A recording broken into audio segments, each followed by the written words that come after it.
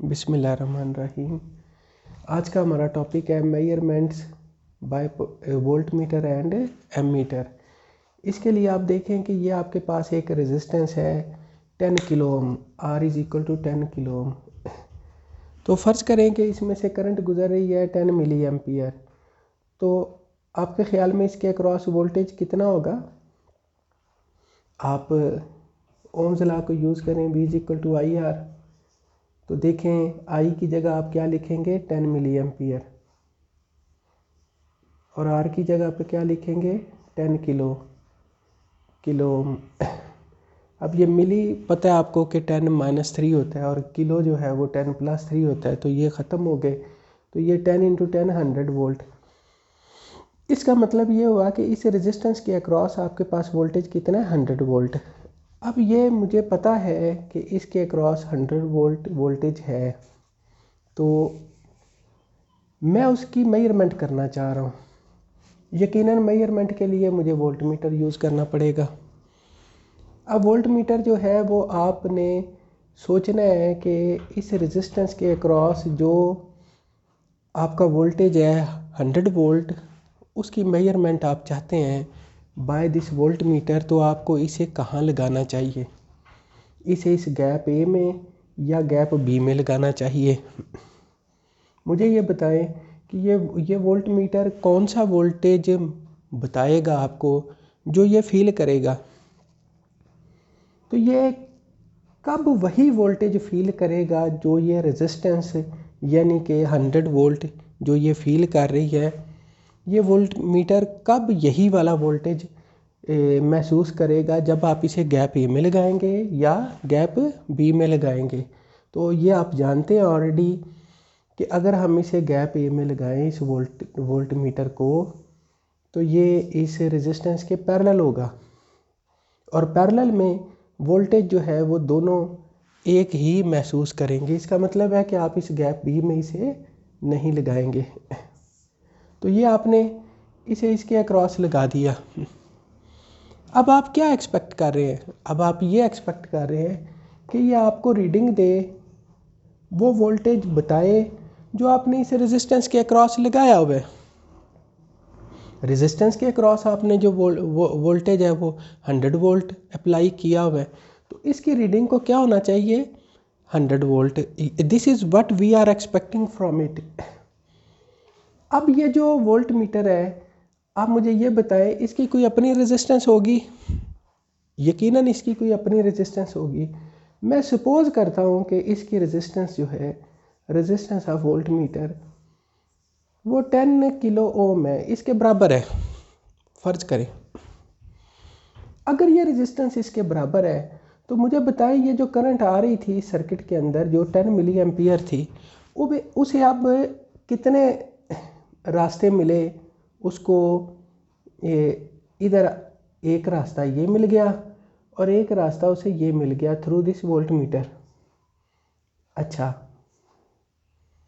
तो यहाँ जाके ये दोनों फिर इकट्ठे हो जाएंगे और ये जो करंट है 10 मिली एम्पियर ये आगे चली जाएगी। अब मुझे आप ये बताएं कि अगर एक करंट आ रही थी, उसे दो रास्ते मिले, जिन दोनों रास्तों में रेजिस्टेंस एक जैसी है, तो वह उस करंट के साथ क्या होगा? वो करंट दो हिस्सों में तकसीम हो जाएगी और दो बराबर हिस्सों में तकसीम हो जाएगी, क्योंकि रास्ते में जो दो रेजिस्टेंसेस हैं वो इक्वल है। इसका मतलब है 5 मिली एम्पियर करंट इधर से गुजरेगी और 5 मिली एम्पियर करंट इधर से गुजरेगी।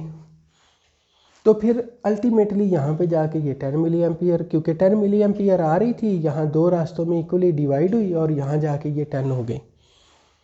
अब आप मुझे ये बताएं कि ये वोल्ट मीटर आपको कितनी रीडिंग बताएगा? जो रीडिंग ये महसूस करेगा वो वाली रीडिंग ये बताएगा। अब ये कितनी रीडिंग महसूस करेगा? अगेन आप ये ओम्स लॉ इस्तेमाल करें कि V is equal to IR। तो करंट कितनी इसमें से पास कर रही है 5 मिली एम्पियर, और इसकी रेजिस्टेंस कितनी है 10 किलो ओम। अच्छा, ये मिली वही वाली बात किलो के साथ गया, तो ये तो बन गया 50 वोल्ट। इसका क्या मतलब हुआ? इसका मतलब ये हुआ कि ये वोल्टेज जो आपने लगाया था, ये वोल्ट मीटर जो आपने लगाया था वोल्टेज मेजर करने के लिए, उसने 100 के बना दिए 50। तो मुझे आप ये बताएं कि एक रीडिंग है 100, तो आप चाहते हैं कि वो मेजर करने के लिए कोई डिवाइस लगाएं। वो 100 को 50 करके कहता है भाई मैं 50 महसूस कर रहा हूँ, इस वक्त रीडिंग 50 है, तो दैट इज़ नॉट एक्सेप्टेबल। वो चीज़ आप एक्सेप्ट नहीं करेंगे कि ये इसको, इस वोल्टेज को जो कि ऑलरेडी 100 था, इसको इसने 50 कर दिया। ये भी 50 महसूस कर रही है रेजिस्टेंस, ये वोल्टमीटर भी 50 महसूस कर रहा है, और ये बता रहा है हमें 50, 100 को 50 कहना दैट इज़ नॉट एक्सेप्टेबल। और ऐसा क्यों हुआ? ऐसा इसलिए हुआ कि जो करंट इसमें से गुजर रही थी 10 मिली एम्पियर, उसमें से आधी करंट इस वोल्टेज में से गुजरना शुरू हो गई, तो उस वजह से वोल्टेज की रीडिंग में ख़राबी आई। तो दैट मीन्स कि अगर आप चाहें कि इस करंट का जो ये सारी की सारी इधर से गुजर रही थी, इसमें से आधी उधर से गुजरी, अगर आप चाहें कि इधर से करंट कम से कम गुजरे, तो फिर आप क्या करेंगे? फिर आपका दिल चाहेगा कि इसकी रेजिस्टेंस बढ़ाएं। आपका दिल चाहेगा कि आप एक ऐसा वोल्टमीटर यूज़ करें जिसकी रेजिस्टेंस ज़्यादा हो। फॉर एग्ज़ाम्पल, अगर आप इसकी रेजिस्टेंस जो है वो 10 की बजाय 100 किलो ओम रख देते हैं, तो 100 किलो ओम अगर आप इसकी रेजिस्टेंस रखेंगे तो क्या होगा? यहाँ 10 किलो ओम है, यहाँ 100 किलो ओम है, ये 10 गुना रेजिस्टेंस ज़्यादा है इससे। इसका मतलब है कि ये जो 10 मिली एम्पियर करंट इधर आ रही है, तो हो सकता है फिर ये जो रेजिस्टेंस है ये इससे 10 गुना ज़्यादा है, तो हो सकता है इधर से कोई, इसमें से कोई 9.1 आई थिंक मिली एम्पियर इधर से गुज़रे, और 0.9 मिली एम्पियर इधर से गुज़रे ऊपर से, क्योंकि वो 10 गुना अगर ज़्यादा है तो उसमें करंट 10 गुना कम गुजरेगी। अब आप मुझे ये बताएं कि ये जो ऑलरेडी 100 वोल्ट थे यहाँ,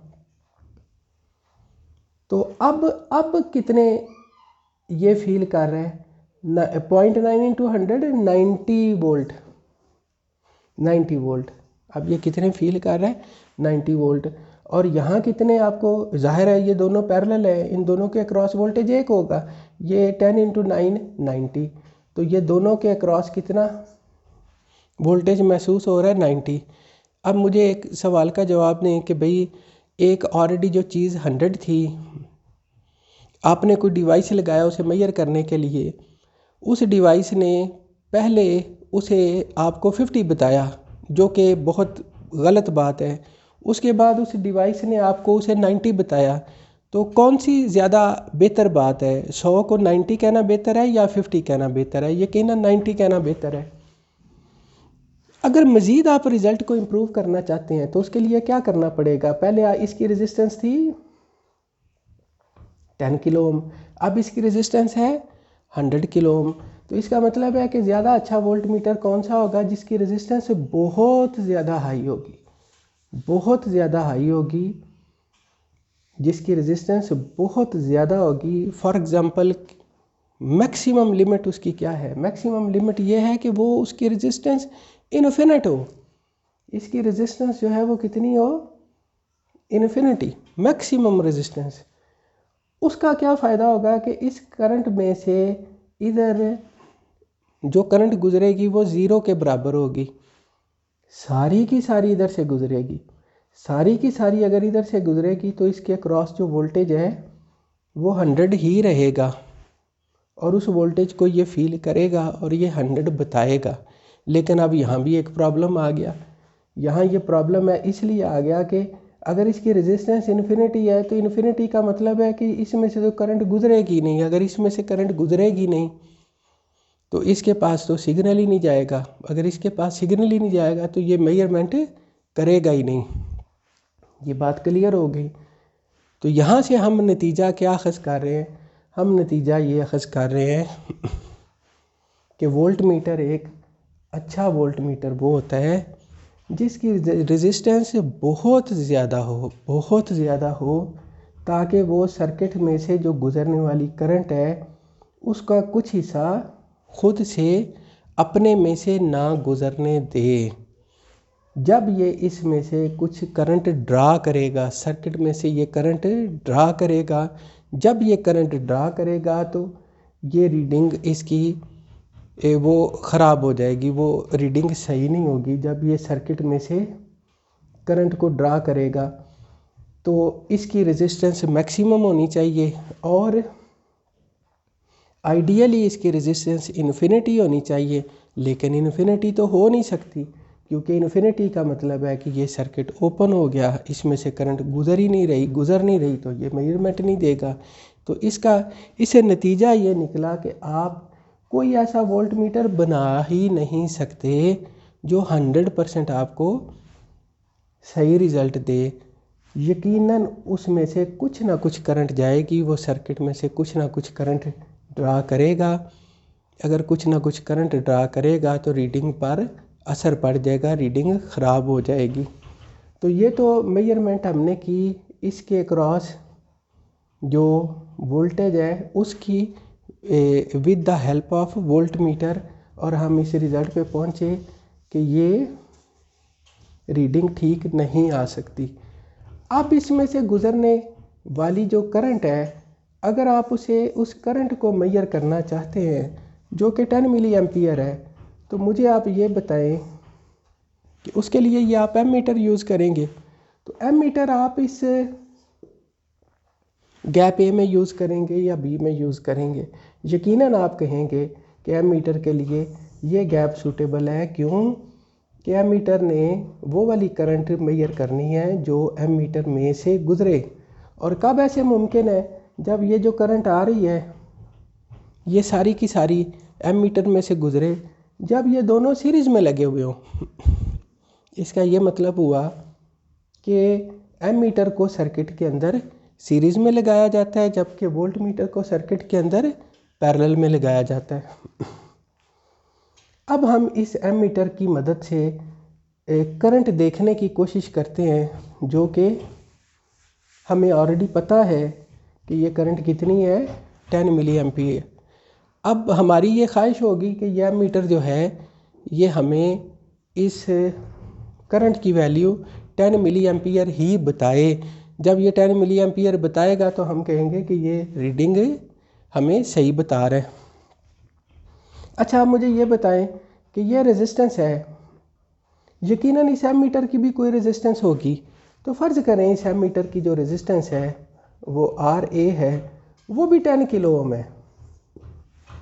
फ़र्ज़ करें कि इसकी अपनी रेजिस्टेंस 10 किलो ओम है, तो मुझे ज़रा ये बताएं, अगर ये रेजिस्टेंस 10 किलो ओम आपने यहाँ लगा दी और ये रेजिस्टेंस ऑलरेडी 10 किलो ओम है, तो फिर ये जो 100 वोल्ट आपने दिए हुए थे, इस 100 वोल्ट के पास पहले रेजिस्टेंस थी 10 किलो ओम। अब रेजिस्टेंस टोटल कितनी होगी? 20 किलो ओम। तो अब जो करंट है वो अगर आप देखना चाहें वही आप यूज़ करें, V is equal to I are.